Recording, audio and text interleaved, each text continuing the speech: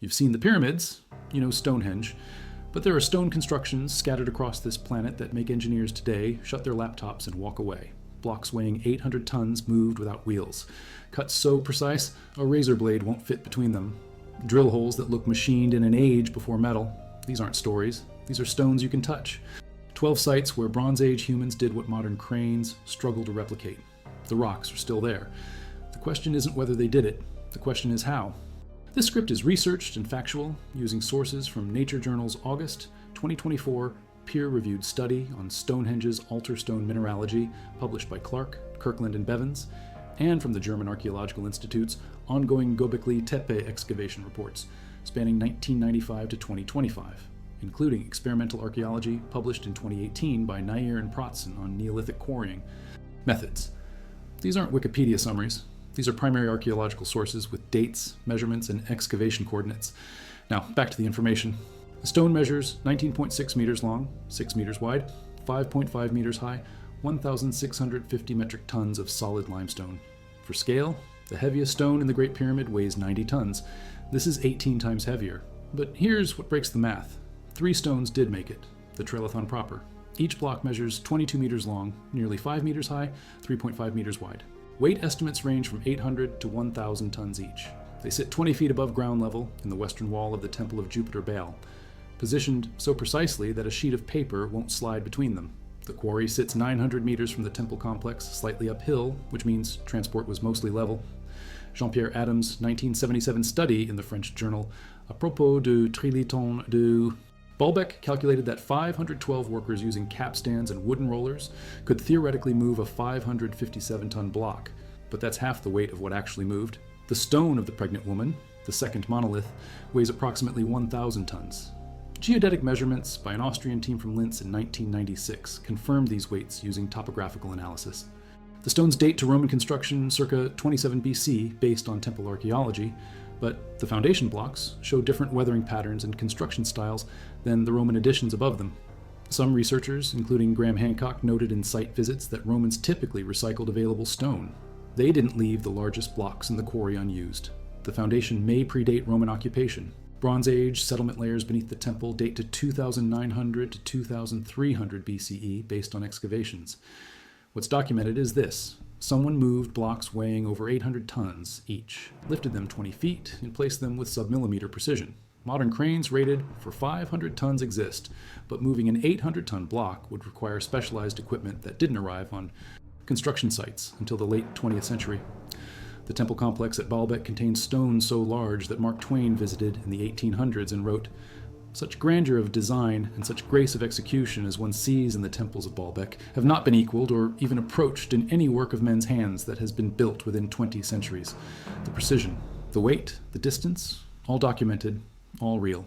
All impossible with copper chisels and hemp rope, yet the stones sit there, fitted perfectly, weathering centuries." College London. The study analyzed detrital zircon, apatite, and rutile grains from altar stone fragments. Mineral ages showed Mesoproterozoic and Archean zircon sources 1 to 2 billion years old, and Mid-Ordovician rutile and apatite around 450 million years old. The chemical fingerprint matched Old Red Sandstone from the Orcadian Basin in northeast Scotland. Not Wales, not local stone, Scotland. The altar stone sits beneath 2 fallen sarsen stones at Stonehenge's center, broken in 2, mostly sunk into the grass. It measures 4.9 meters by 1 meter by 0.5 meters. Weight approximately 6,000 kilograms. Archaeologists believe it was placed during Stonehenge's second construction phase, between 2,620 and 2,480 BCE, based on monument chronology and radiocarbon. Dating of organic material from construction layers. The study's lead author, Clark, stated the statistical confidence exceeds 95% that the source is northeast Scotland, possibly as far as the Orkney Islands. Here's the problem. Heavily forested terrain between Scotland and Salisbury Plain. Rivers, bogs, mountains. No wheels in common use during Neolithic Britain. The most likely route is maritime, down Scotland's east coast around England, up the English Channel, then inland approximately 160 kilometers from the coast. Professor Nick Pierce from Aberystwyth noted, "This is the longest recorded journey for any stone used in a monument during that period. The upright sarsen stones came from Marlborough Downs, 25 kilometers away. The blue stones came from Priestley Hills in Wales, over 100 miles distant. But 750 kilometers for a 6-ton slab suggests organized society with maritime trade networks. Co-author Robert Ixer from UCL called it genuinely shocking and noted, "The hunt will still very much be on to pin down where exactly in northeast Scotland the altar stone came from. What's confirmed? Geochemical analysis, mineral dating, source location. What remains unknown? Exact quarry, transport method, reason for choosing Scottish stone. The stone rests at Stonehenge. The data published in Nature, the distance measured, the feat documented. The site sits on a limestone plateau in the Gurmish Mountains, southeastern Turkey, 15 kilometers northeast of Şanlıurfa. German Archaeological Institute excavations, directed by Klaus Schmidt from 1995 until his death in 2014, continued by current teams, have revealed circular megalithic structures with T-shaped pillars carved with animal reliefs. The central pillars in Enclosure D measure 5.5 meters tall, weigh 8 to 10 metric tons each. Surrounding pillars reach approximately 4 meters. Total site area spans 9 hectares, with a tell 15 meters high. The limestone plateau where Göbekli Tepe sits provided the raw material. Quarry areas on the western and eastern plateaus show channels cut into bedrock, using flint picks and possibly wooden tools. Workers selected locations where the limestone banks matched the desired thickness. They carved channels around the intended pillar shape, working down to fault lines in the bedrock. Wooden beams and wedges likely pried the pillars free. A 7-meter T-pillar still lies in the western plateau quarry, abandoned when something went wrong during extraction.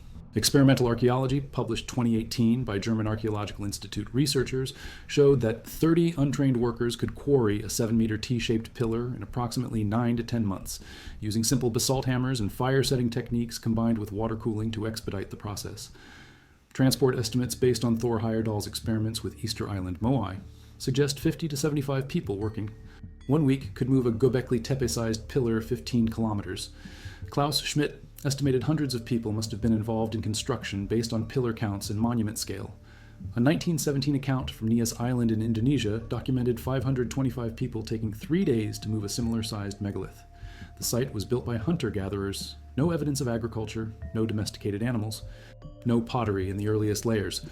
Yet the structures displayed geometric planning. Tel Aviv University researchers, Gil Hockley and Avi Gopher, published 2020 in Cambridge Archaeological Journal that the 3 main enclosures, B, C, and D, form a nearly perfect equilateral triangle when connecting their center points. The alignment is precise, the planning sophisticated, the central pillars in each enclosure align with the triangle's geometry. This implies advanced planning, not gradual addition. Computer modeling confirmed the geometric design. The pillars feature carved reliefs of foxes, lions, bulls, boars, scorpions, snakes, vultures, and other animals. Some T-pillars have human arms carved on their lower portions, suggesting anthropomorphic representation. The structures were intentionally buried after use, covered with loose stones and sediment, then newer structures built nearby. The repeated pattern: build, use, bury, build again. The entire complex represents coordinated labor by mobile hunter-gatherer groups during one of humanity's most significant transitions, the shift from nomadic hunting to settled agriculture. What's documented? Radiocarbon dates to 9,600 to 8,200 BCE, T-pillar dimensions and weights, quarry locations with abandoned pillars, experimental replication of carving methods, geometric site planning analysis. What challenges conventional understanding? Hunter-gatherers with no permanent settlements, organizing labor forces to build monumental stone architecture, 6 millennia before Stonehenge. The pillars stand, the carvings remain, the dates confirmed, the impossibility resolved through documented human organization and effort. Comment from which city you're hearing this from.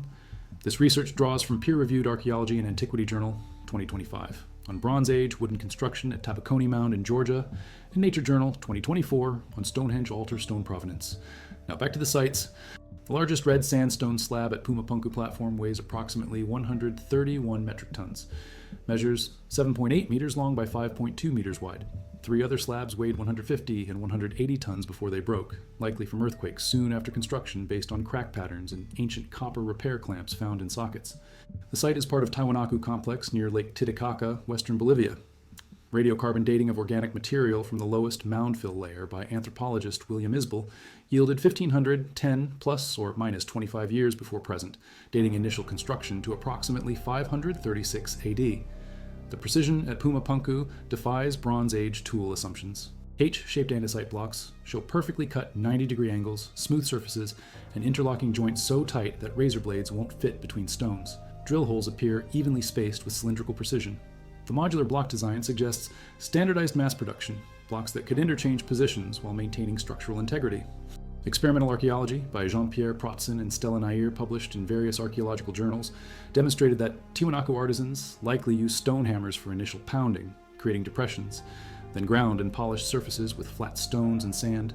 Nair experimented with replicating carvings using flint, agate, jasper, obsidian, greywacke, quartzite, and hematite tools. Bronze tools proved largely ineffective against hard andesite. She succeeded in carving precise geometric designs, achieving the same accuracy as Puma Punku originals. The process was slow but possible. Geochemical analysis published in Geopolymer Institute Research suggests some Puma Punku slabs may be sandstone geopolymer concrete, cast on site rather than quarried and transported, based on sodium content analysis that doesn't match nearby. Kimsachata, mountain range, sandstone sources. 30 micrometer sample analysis of slab PP4 showed sodium levels inconsistent with natural regional sandstone. If natural stone, origin remains unidentified. If geopolymer, it represents sophisticated chemical knowledge. Spanish chronicler Pedro Chiesa de Leon visited Lake Titicaca in 1549 and wrote about Puma Punku's doorways with their jambs, lintels, and thresholds, all of one stone. He marveled at the perfection achieved without known tools. Transport remains unexplained. At 12,800 feet altitude above treeline, wooden rollers weren't available. The quarry location for the red sandstone has been tentatively identified at Kimsachata Range south of Tiwanaku, but geochemistry disputes this. Moving 131-ton blocks from mountain quarries down steep, narrow llama tracks seems impossible without technology. The Tiwanaku civilization thrived from approximately 300 to 1000 AD. They built extensive irrigation systems covering 30 square miles, cultivated potatoes and quinoa, and supported populations potentially reaching 400,000. The culture dissolved abruptly around 1000 AD, likely due to extended drought reducing crop yields. Puma Punku appears abandoned before completion. What's documented? Block weights and dimensions measured by multiple teams, radiocarbon dates, experimental tool replication showing feasibility of carving methods, geochemical analysis, raising questions about stone sources, Spanish conquistador eyewitness accounts from 1549. What remains unexplained? Transport methods at high altitude without trees, source quarries for some stones, purpose of modular precision. The H blocks lie scattered now, toppled, possibly by earthquakes. The precision visible, the weights measured, the altitude confirmed, the methods partially understood, and weighed approximately 300 tons before it fell and fractured. Erected circa 4,500 BCE during the Neolithic period. The stones form alignments, rows of standing stones. The Menhic alignment contains 1,099 menhirs in 11 rows, stretching 1,165 meters. The Kermario alignment has 1,029 stones in 10 rows, covering 1 kilometer. The Kurleskin alignment features 540 stones in 13 rows. Most stones range from 60 centimeters to 4 meters tall. The largest weigh 20 to 30 tons. All are local granite extracted from outcrops within a few kilometers. Quarrying evidence shows workers used fire setting to crack granite, then levered blocks free. Transport likely involved wooden sledges on rollers with dozens to hundreds of people pulling. Experimental archaeology hasn't replicated the largest stones, but smaller menhir transport has been demonstrated. The purpose remains debated. Astronomical alignments have been proposed. The Lemenic alignment approximates east-west solar orientation. Some researchers suggest lunar observations. Others propose territorial markers, processional routes, or ceremonial landscapes. Excavations beneath some stones revealed Neolithic pottery, stone tools, and charcoal providing radiocarbon dates between 5000 and 3000 BCE. The effort required to erect nearly 3,000 standing stones over centuries indicates sustained cultural importance and organized labor. The Karnak stones represent one of the densest concentrations of megaliths globally. What's documented? Stone counts totaling 2,991, alignment measurements in meters, individual stone heights and estimated weights, radiocarbon dates from excavations, granite sources identified. What remains uncertain? Astronomical function, full cultural meaning, exact erection methods for largest stones. The alignments remain, the stones stand, the scale staggering, larger than Stonehenge, less famous, more massive. The Avebury Henge and stone circles encompass 28.5 acres, making it the largest megalithic stone circle in the world. Construction dates to approximately 2,600 BCE based on radiocarbon dating and pottery associations. The site contains 3 stone circles, the Great Outer Circle with 98 original standing stones, now 30 remain, the Northern Inner Circle with 27 stones, 12 survive, and the Southern Inner Circle with 29 stones, 5 remain. The Outer Circle stones average weight 40 tons each, with the largest exceeding 60 tons. They were sarsen stones, hard silicified sandstone, quarried from the nearby Marlborough Downs, the same source as Stonehenge's sarsen stones. The henge earthwork comprises a massive ditch 421 meters in diameter and 9 meters deep, with an external bank. The ditch was dug using antler picks and animal shoulder blade shovels. Excavations by Harold St. George Gray in 1908 to 1922 and Alexander Keeler in 1934 to 1939 uncovered these tools in the ditch fills. Keeler's excavations also revealed that many stones had been deliberately toppled and buried during medieval times, likely by Christians who viewed the pagan monument as threatening. Some stones were heated with fires, then doused with cold water to shatter them, the fragments used for building material. The re-erection of fallen stones and reconstruction of the site, based on Keeler's work, restored much of Avebury's original appearance. The engineering challenge, moving 40 to 60 ton sarsen blocks several kilometers from quarries, positioning them in precise circular alignments, then digging a ditch 421 meters in circumference and 9 meters deep using only antler and bone tools. Experimental archaeology estimates that digging the Avebury ditch would have required approximately 1.5 million man-hours of labor. The bank material, chalk and flint rubble, displaced from the ditch was piled to create an embankment 6 meters high. The coordinated effort suggests a population able to organize labor on unprecedented scales for Neolithic Britain. What's documented? Circle diameters measured, stone counts both original and surviving, stone weights estimated through density and volume calculations, radiocarbon dates from organic material and ditch layers, excavated antler picks radiocarbon dated to circa 2600 BCE, medieval destruction evidence. What remains debated: ceremonial function, astronomical alignments, cultural significance. The stones that remain stand sentinel, the ditch still visible, the scale immense. Built circa 3200 BCE based on radiocarbon dating of charcoal and burned bone from the tomb interior. The structure consists of a large circular mound 76 meters in diameter and 12 meters high, covering approximately 4,500 square meters. The mound is built from layered earth, stones, and turf, estimated to contain 200,000 tons of material. The front retaining wall features 97 curbstones averaging 1 to 2 tons each, many decorated with megalithic art, spirals, lozenges, concentric circles, carved using stone tools. The entrance stone alone weighs approximately 5 tons and displays elaborate triple spiral carvings. Inside, a 19-meter passage leads to a cruciform chamber with a corbelled roof 6 meters high. The passage is lined with 43 upright stones forming the walls, with 22 capstones overhead, some weighing 20 tons. The chamber contains 3 recesses and stone basins where cremated remains were placed. The engineering precision shows in the roof construction. The corbelled vault has remained watertight for over 5,000 years. Overlapping roof stones direct water away from the chamber interior. The entrance faces southeast. On the winter solstice sunrise, December 21st or 22nd depending on Earth's axial precession, sunlight enters through a roof box above the entrance and illuminates the chamber floor for approximately 17 minutes. The roof box is a specially constructed opening that allows light to penetrate, despite the passage being angled upward into the mound. This solar alignment is accurate within 1 degree. Archaeologist Michael O'Kelly confirmed the solstice illumination event during excavations in 1967 to 1975. The alignment has been stable since construction, verified through astronomical calculations, accounting for Earth's precession over 5 millennia. The effort required: quarrying and transporting stones totaling thousands of tons, constructing a passage with precise upward angle, engineering a corbelled roof that remains waterproof 50 centuries later, aligning the entrance to solar geometry accurate to 1 degree. The stones likely came from multiple sources: Greywacke from the Clogger Head area 40 kilometers north, granite from the Mourne Mountains 80 kilometers to the north, and quartz and rounded stones from Wicklow Mountains 70 kilometers south. Multi-directional procurement required organization and logistics. What's documented: radiocarbon dates averaging 3,200 BCE, stone weights measured, passage and chamber dimensions surveyed, roof box solar alignment confirmed through repeated observation and astronomical modeling, stone source analysis through petrology. What inspires awe: 5,000 years of structural integrity, perfect solar alignment, intricate megalithic art. The mound still stands, the passage remains, the solstice light still enters. Hagarkim features some of the largest megaliths in the Maltese temples, including one stone exceeding 5 meters tall and 20 tons in weight. The temple consists of a central corridor with multiple chambers branching off. Doorways are carved megalithic trilithons, 2 upright stones with a horizontal lintel. The precision stonework includes corbelled roofing and interlocking orthostats. Nidra Temple Complex sits 400 meters from Hagar Kim on a cliff top overlooking the Mediterranean. The lower temple at Nidra features astronomical alignments.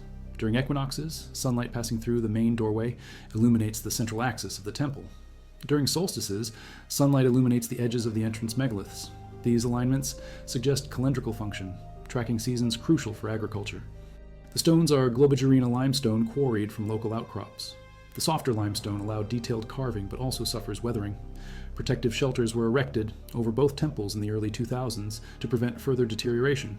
The megaliths were likely moved using wooden sledges and rollers, with teams of dozens pulling smaller stones, hundreds for the largest. Quarry marks and unfinished stones found at nearby sites show the extraction process. Workers used stone and bronze tools to carve channels around desired blocks, inserted wooden wedges, soaked them to expand and crack the stone free. The archaeological challenge. Building freestanding stone architecture millennia before monumental construction appeared elsewhere, achieving astronomical alignments accurate enough to mark equinoxes and solstices, carving intricate doorways and decorative elements.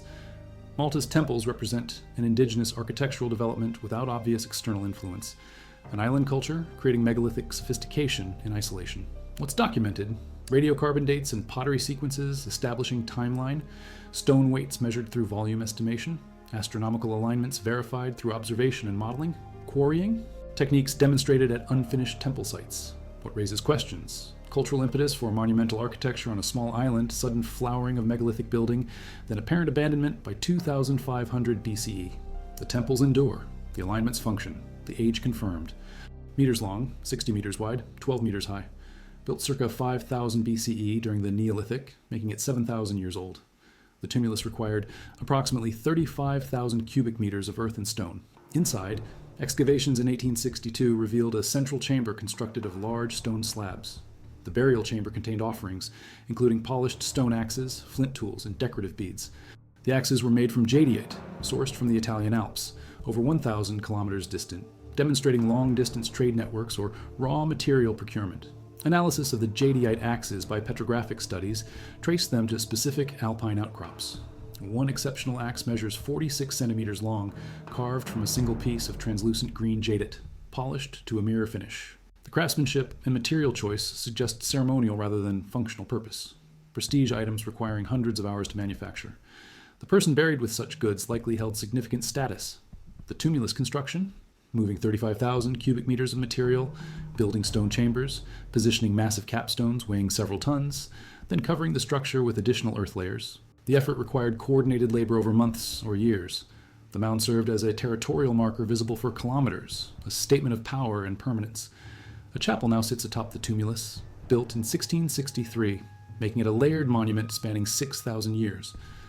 What's documented: tumulus dimensions surveyed, internal chamber excavation reports from 1862, jadeite axes analyzed and sourced to Italian Alps.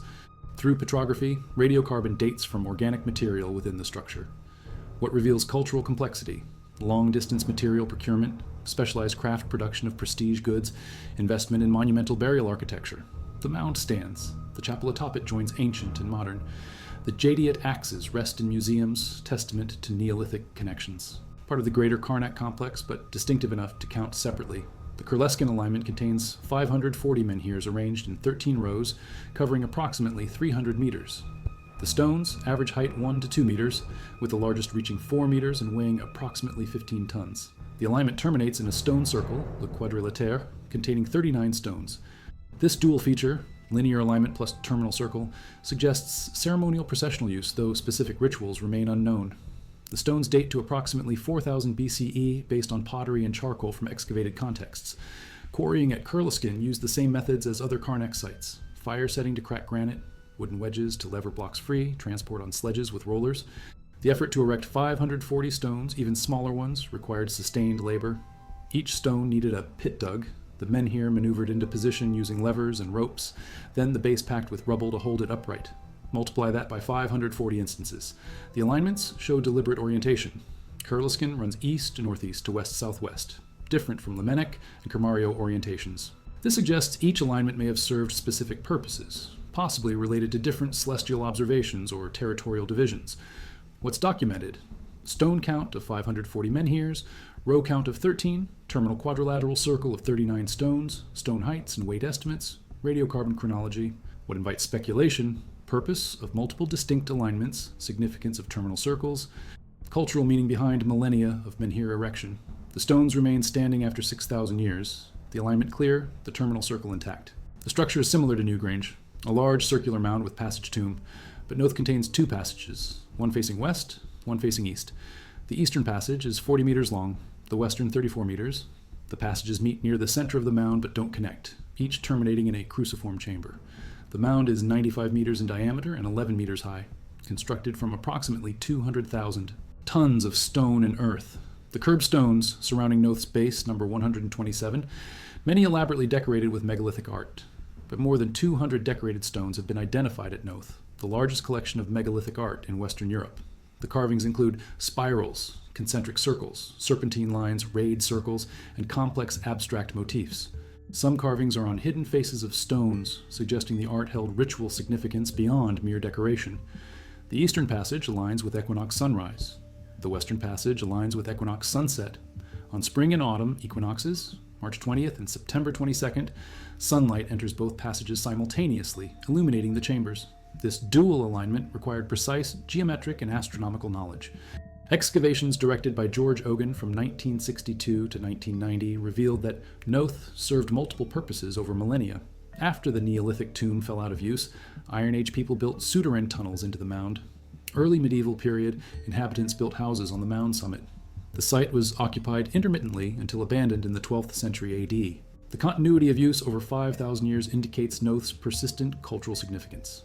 The engineering, constructing two independent passages within one mound, aligning both to equinox solar events, carving over 200 stones with intricate art, maintaining structural integrity through millennia. The effort surpasses Newgrange in complexity due to the dual passages and greater volume of decorated stones. What's documented?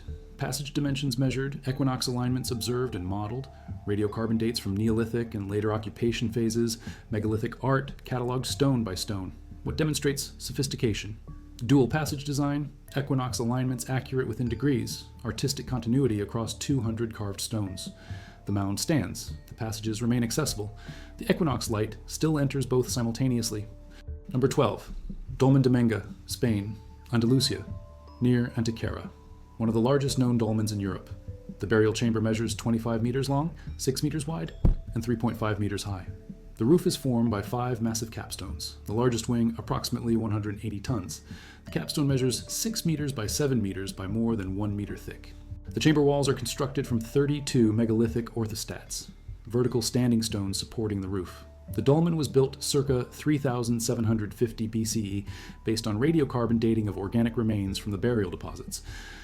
Unusually, Dolmen de Menga's entrance does not orient toward the sunrise on solstices or equinoxes. Instead, it aligns toward the Peña de los Enamorados, a mountain whose profile resembles a human face. This geographical alignment suggests landscape features held significance equal to or greater than celestial events in this culture. The chamber slopes downward as you proceed inside, descending into the earth rather than remaining level. 3 pillars stand along the chamber's central axis, supporting the roof capstones. These pillars are unusual in European dolmens, where corbelled roofs or direct capstone placement on wall orthostats is more common. The pillars transfer the enormous weight of the roof stones to the bedrock below. The engineering required to place a 180-ton capstone atop the chamber without modern lifting equipment baffles analysis. Experimental archaeology has not attempted to replicate this feat. Theories include earth ramps, constructing temporary earthen ramps to roll the capstone into position, then excavating the ramp and chamber interior afterward. This method requires moving potentially more earth than the stone itself weighs, but remains plausible. The dolmen was covered by a tumulus mound originally, though erosion has reduced the earthen covering over millennia. What's documented? Chamber dimensions measured precisely, capstone weight calculated through volume and density estimation, radiocarbon dates from burial deposits, alignment to Peña de los Enamorados mountain confirmed through surveying. What exemplifies Bronze Age achievement? Moving and positioning a 180-ton roof stone, supporting it on pillars and walls without mortar, creating a chamber that has stood 5,700 years. The dolmen remains open to visitors, the chamber intact, the capstone still overhead, defying gravity through engineering and stone. The weights are calculated, the distances documented. From Baalbek's 1,650-ton forgotten stone still resting in the quarry to Stonehenge's altar stone that traveled 750 kilometers from Scotland, from Göbekli Tepe's 11,000-year-old hunter-gatherer monument to Puma Punku's precision H blocks at 12,800 feet altitude, the evidence demands explanation beyond dismissal. Recent excavations at Scotland's Nests of Brodgar, ongoing since 2003, have revealed a Neolithic complex contemporary with Stonehenge containing over 100 structures. Published findings in 2024 showed evidence of a massive Neolithic feast where approximately 400 cattle were slaughtered, suggesting gatherings of thousands. The organizational capacity existed, the labor force available. The question was never whether they could organize, it was whether we'd acknowledge they did. It was measured, photographed, then covered again for preservation. The excavation report sits in archives of the Lebanese University Baalbek Research Project. The stone was real, 800 tons of limestone fitted to sub-millimeter tolerance, lifted into place by humans who left no construction manuals, only the work itself. Its method we haven't fully replicated because we haven't needed to. Modern construction uses steel, concrete, and hydraulic cranes. Ancient builders used leverage, friction reduction, organized labor, and time. When French archaeologist Jean-Pierre Adam calculated in his 1977 study that 512 workers could move a 557-ton block using capstans and wooden rollers, he wasn't guessing. He was applying known physics to documented ancient techniques. The calculations work. The methods are sound. And what's missing isn't technology. It's willingness to invest thousands of man-hours on single stones. Enclosure D alone contains 12 major pillars. That's 90,000 hours minimum, not counting transport and erection. If you maintain a workforce of 100 people working seasonal campaigns between hunting and gathering, you're looking at multiple years per enclosure. The timeline extends, but the possibility remains proven. The experiment demonstrated feasibility. The ancient builders demonstrated achievement.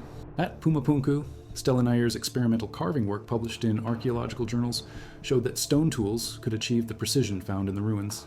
She carved an 8-inch cross design matching Pumapunku accuracy using obsidian and jasper tools. The process was slow, weeks for a small section, but the precision was achievable. Scale that effort across the entire site. Thousands of hours, hundreds of workers, years of dedicated labor. The modular H blocks weren't evidence of advanced technology. They were evidence of planned standardization, the same principle behind modern prefabricated construction, just executed in stone instead of steel. Building 1,165 meters of aligned menhirs at Lemenek didn't happen in a season. Radiocarbon dates from beneath different stones span from 5,000 to 3,000 BCE, 2,000 years of monument construction. Generations of people quarrying granite, moving stones, raising menhirs. Each stone added to the cultural landscape. The alignments weren't built by individuals. They were built by cultures maintaining tradition across centuries. That kind of temporal investment is what modern society struggles to comprehend. We build for decades. They built for millennia. Each roof stone carefully selected, positioned, angled precisely to shed water. The chamber stays dry, not through advanced sealants, but through geometric understanding and meticulous execution. When Michael O'Kelly excavated Newgrange in the 1960s and confirmed the winter solstice alignment still functioned perfectly, he documented the roof's waterproof integrity. No modern repairs needed. 5 millennia of Irish rain, and the interior remained dry. That's not mystery, that's master stonework. This demonstrates that megalithic building wasn't a technology that diffused from a single source. Multiple cultures, separated by seas and mountains, developed stone construction methods independently because the materials were available and the cultural will existed. The temple's astronomical alignments, equinox sunlight illuminating temple axes, prove that calendrical observation was crucial enough to guide architecture. Seasonal tracking for agriculture demanded precision. The temples delivered it. This was ceremonial technology, prestige goods demonstrating connections and craftsmanship. The person buried with such items commanded resources spanning continental distances. The tumulus itself, 35,000 cubic meters of earth and stone, served as a permanent territorial marker, a constructed mountain visible for kilometers. The investment in funerary monuments reveals social stratification and the emergence of leaders whose status warranted elaborate burials. They used sightlines, solar observation, and geometric knowledge accumulated over generations. When George Ogan's excavations revealed over 200 decorated stones, the scale of artistic effort became clear. This wasn't incidental decoration. This was intentional symbolic communication, each spiral and circle carved with purpose we can observe but not fully interpret. The Dolmen de Menga's 180-ton capstone remains the clearest challenge to replication. Even with earth ramps, positioning that mass atop pillars and wall stones without structural failure requires understanding load distribution and stone integrity. The pillars standing in the chamber center aren't decorative. They're engineering solutions, transferring roof weight to bedrock. The builders understood compression forces. They knew which stones could bear weight and which would crack. The dolmen has stood for 5,700 years without collapse. That's empirical validation of their engineering knowledge. Percent West Asian genetic ancestry mixed with 80% North African Neolithic. This demonstrates population movement and interaction during the exact period when megalithic construction flourished across Europe and the Mediterranean. People were mobile, ideas traveled, technology spread not through aliens or lost civilizations, but through human contact, trade, and migration. The Bronze Age world was connected. What modern analysis reveals through tools ancient builders lacked, radiocarbon dating, petrographic analysis, isotopic studies, LiDAR scanning, ground-penetrating radar, is that the achievements were real, the timelines were long, and the methods were human. The impossibility dissolves not because we've found evidence of advanced technology, but because we've documented the patient application of simple principles, scaled through organized effort. The stones at these 12 sites aren't anomalies. They're endpoints of cultural investment. When a society decides that aligning a tomb with winter solstice sunrise matters enough to quarry, transport, and precisely position 6-ton stones, then calculates solar geometry accurate within 1 degree, then builds core-belled roofs that remain waterproof for 50 centuries, that society has made architectural achievement central to identity. The monuments aren't byproducts of these cultures. They are these cultures, expressed in the most permanent medium available, stone.